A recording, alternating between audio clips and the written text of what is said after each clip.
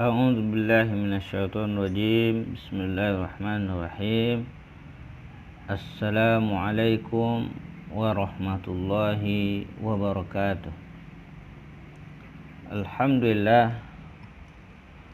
Alhamdulillahi rabbil alamin wa bihi nasta'in ala umuri dunya waddin. Wa asyhadu an la ilaha illallah wahdahu la syarikalah wa asyhadu anna Muhammadan abduhu wa rasuluh sallallahu alaihi wasallam la nabiyya ba'da amma ba'du. Masyarul muslimin rahimani wa rahimakumullah.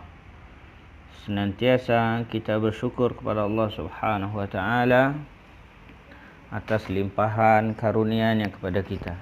Selawat dan salam semoga tercurah buat Nabi kita Muhammad sallallahu alaihi wasallam.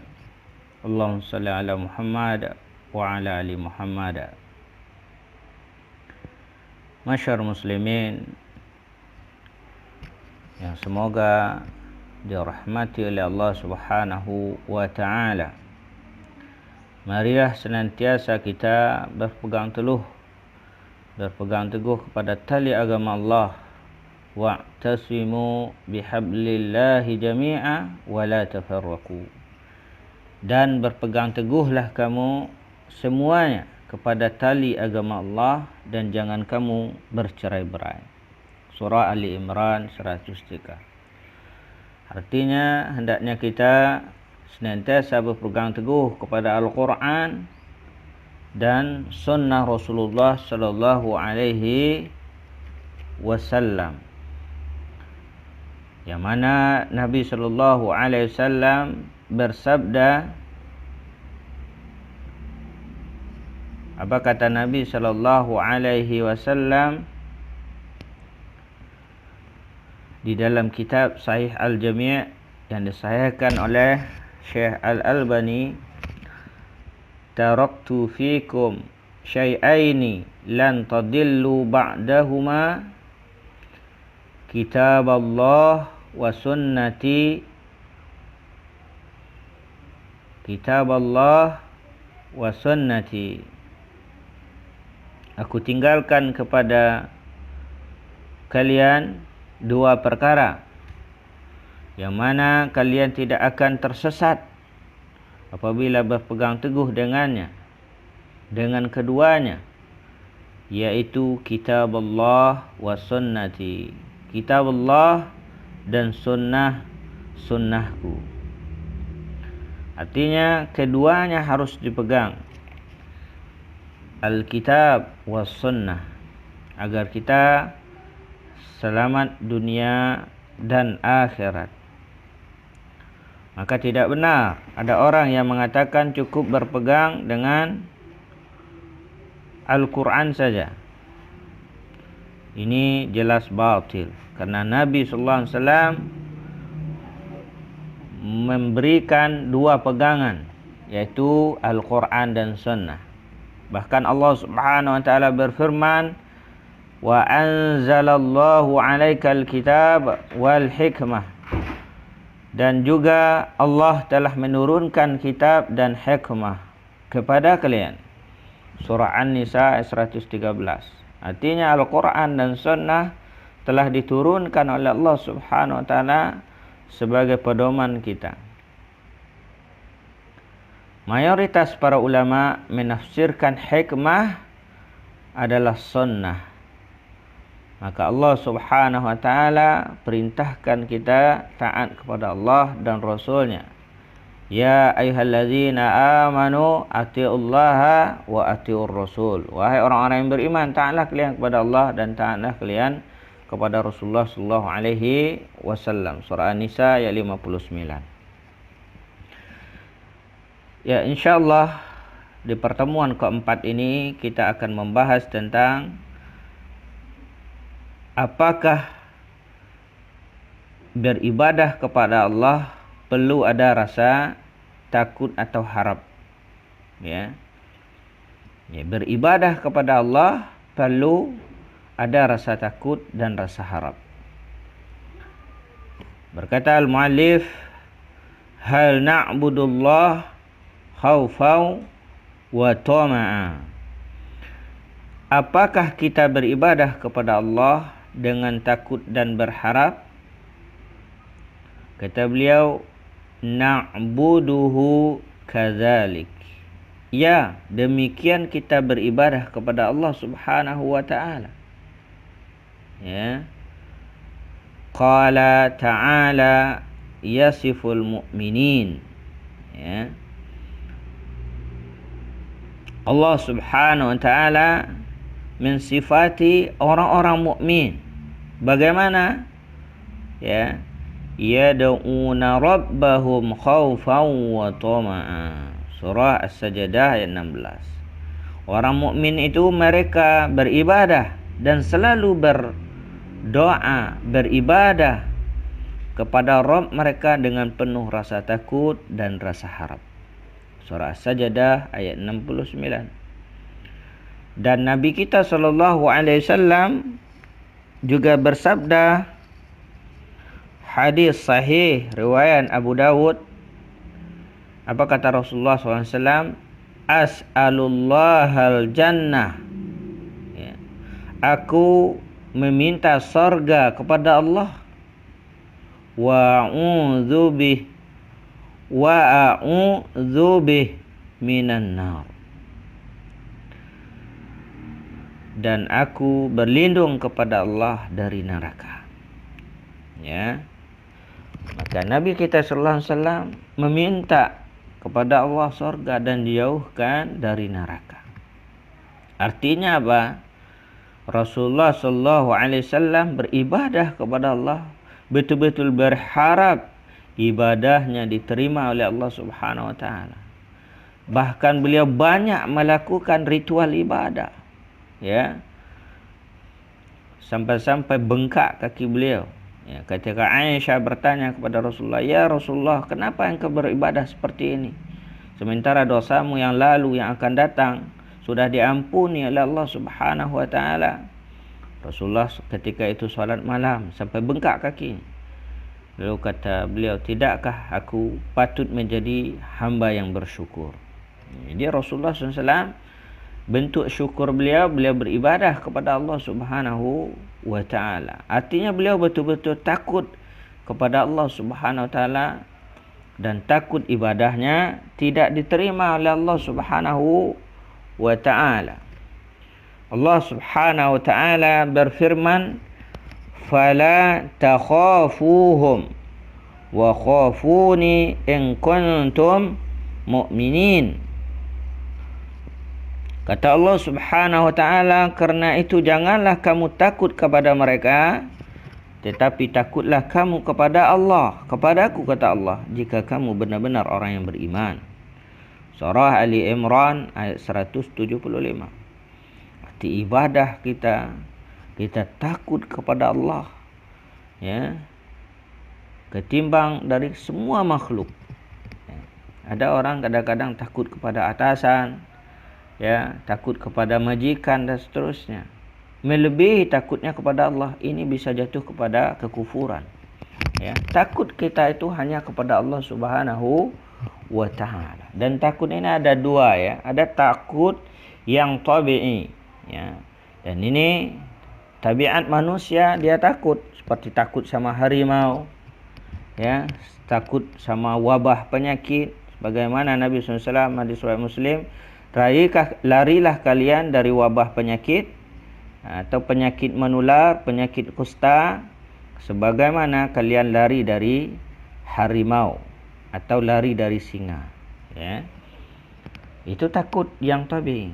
Maksud kita di sini adalah takut yang sifatnya ibadah, ubudiyah kepada Allah Subhanahu wa taala. Tak boleh dia peruntukkan kepada selain Allah. Misalnya dia takut kepada penunggu laut, ya, akhirnya dia harus mensedekahkan kepala kerbau.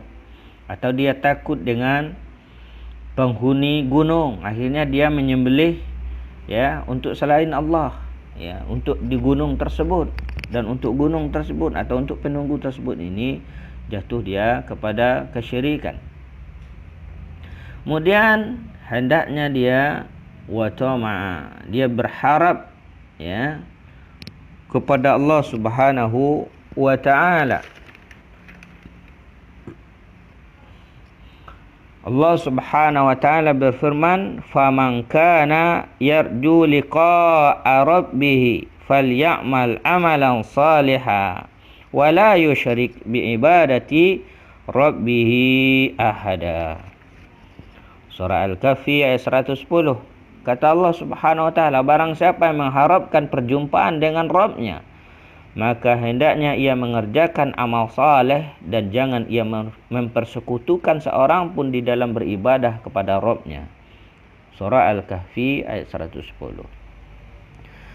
Apabila kita yakin tentang adanya hari berbangkit, tentang perjumpaan dengan Allah Rabb semesta alam, alhamdulillahirabbil alamin, segala puji bagi Allah Rabb semesta alam, maka kata Nabi, as'alullahal jannah, aku meminta surga kepada Allah, kata Nabi, wa a'udzu bihi minan nar, dan aku berlindung kepada Allah dari neraka. Hadis riwayat Abu Dawud. Nabi kita berlindung dari neraka. Artinya Rasulullah SAW adalah orang yang paling takut kepada Allah, dan Rasul kita SAW adalah orang yang paling berharap bertemu dengan Allah Subhanahu wa ta'ala dalam keadaan ibadahnya diterima oleh Allah Subhanahu wa ta'ala. Makanya Allah Subhanahu wa ta'ala mengatakan, wa may ya'sillaha wa rasulahu fa inna lahu nar jahannam khalidina fiha abada. Dan barang siapa yang mendurhakai Allah dan Rasulnya, maka sesungguhnya baginya neraka jahanam, mereka kekal di dalamnya selama-lamanya. Surah Al-Jin ayat 23. Barang siapa yang mendurhakai Allah, barang siapa yang mendurhakai Rasulullah, maka baginya neraka jahanam, mereka kekal di dalamnya. Maka syarat ibadah kata para ulama itu ada dua. Yang pertama, ikhlas, artinya dia memurnikan ibadah hanya untuk Allah Subhanahu wa ta'ala. Kemudian yang kedua, sesuai dengan sunnah Rasulullah sallallahu alaihi wasallam. Jadi mereka beribadah kepada Allah Subhanahu wa ta'ala, bersujud kepada Allah Subhanahu wa ta'ala, menyembah Allah Subhanahu wa ta'ala dengan ikhlas, wa ma umiru illa liya'budullah mukhlishina lahuddin hunafa. Kalian tidaklah diperintahkan melainkan untuk beribadah kepada Allah dengan memurnikan ketaatan kepadanya dan meninggalkan semua bentuk kesyirikan. Kemudian yang kedua, sesuai dengan sunnah Rasulullah sallallahu alaihi wasallam. Karena kata Allah Subhanahu wa ta'ala, wa ma atakumur rasul fakhudhuhu wa ma nahakum anhu fantahu. Apa yang diberikan Rasul kepadamu maka terima, dan apa yang dilarang bagimu maka tinggalkan. Surah Al-Hasr ayat 7. Maka kewajiban kita, apa yang diberikan Rasul terima, dan apa yang dilarang oleh Rasul tinggalkan. Jadi syahadat Muhammad Rasulullah sallallahu alaihi wasallam, wajib kita mengakui kerasulan dan meyakini dengan hati sepenuhnya Nabi Muhammad adalah Rasul, utusan Allah Subhanahu wa ta'ala. Diucapkan dengan lidah, diyakini dengan hati. Itulah Ahlus-Sunnah wal Jamaah. Saya Nabi Muhammad SAW utusan Allah. Kemudian mengikuti dan mengamalkan ajaran Rasulullah sallallahu alaihi wasallam dan meninggalkan apa yang dilarang. Kemudian membenarkan segala apa yang dikabarkan oleh Nabi sallallahu alaihi wasallam, tasdiquhu fima amar. Membenarkan segala apa yang diperintahkan oleh Nabi sallallahu alaihi wasallam. Ya, seperti Nabi SAW mengkabarkan hari berbangkit, ya, tentang keluarnya Dajjal, Ya'juj dan Ma'juj, ya, munculnya Isa, ya, dan ciri-ciri hari kiamat yang lainnya. Kemudian mencintai Rasulullah sallallahu alaihi wasallam melebihi dirinya sendiri, keluarganya dan manusia secara keseluruhan. La yu'minu ahadukum hatta yuhibba li akhihi ma yuhibbu li nafsihi. Belum dikatakan beriman seseorang sebelum dia mencintai saudaranya sebagaimana dia mencintai dirinya sendiri. Nah, bagaimana dengan Rasulullah SAW? Rasulullah SAW melebihi dirinya, ya, temannya, keluarganya, ayah, ibunya, anaknya. Belum beriman dia sebelum dia mencintai Allah dan Rasul melebihi dirinya sendiri, keluarga, ya, dan manusia seluruhnya. Kemudian mendahulukan sabda Rasulullah SAW dari sekedar pendapat atau segala pendapat atau ucapan manusia, ya, dan wajib dia mengikuti dan mengamalkan sunnah Rasulullah SAW. Sebagaimana Imam Malik dia mengatakan perkataan manusia bisa diterima dan bisa ditolak kecuali yang ada di kubur ini. Maksudnya itu Rasulullah SAW. Ya, apabila kalian berlainan pendapat, maka kembalikan ia kepada Allah dan Rasulnya sallallahu alaihi wasallam. Ya, maka kembalikan dia kepada Rasulullah sallallahu alaihi wasallam. Wa'tasimu bihablillahi jami'a wa la tafarraqu. Berpegang teguhlah kalian semuanya pada tali agama Allah dan jangan kalian bercerai-berai. Maksudnya apa? Ya, jangan kalian berpaling dari Al-Quran dan Sunnah. Ya, inilah jalan tengah menuju keselamatan. Ya, fa in tanaza'tum fi syai'in farudduhu ila Allah wa Rasul. Jika kalian berlainan pendapat dalam masalah din, masalah agama, bukan masalah dunia. Sekali lagi, bukan masalah dunia, tapi masalah agama, kembalikan ia kepada Allah dan Rasulnya, sunnah Rasulullah sallallahu alaihi wasallam. Ya, fa inna khairal hadisi kitabullah wa khairul huda huda Muhammadin sallallahu alaihi wasallam. Sebaik-baik perkataan adalah kitabullah dan sebaik-baik petunjuk adalah petunjuk Nabi Muhammad sallallahu alaihi wasallam. Hadis riwayat Ibnu Majah. Ya, demikian saja. Barakallahu fikum. Subhanakallah bihamdika asyhadu an la ilaha illa anta astaghfiruka wa atubu ilaik. Assalamualaikum warahmatullahi wabarakatuh.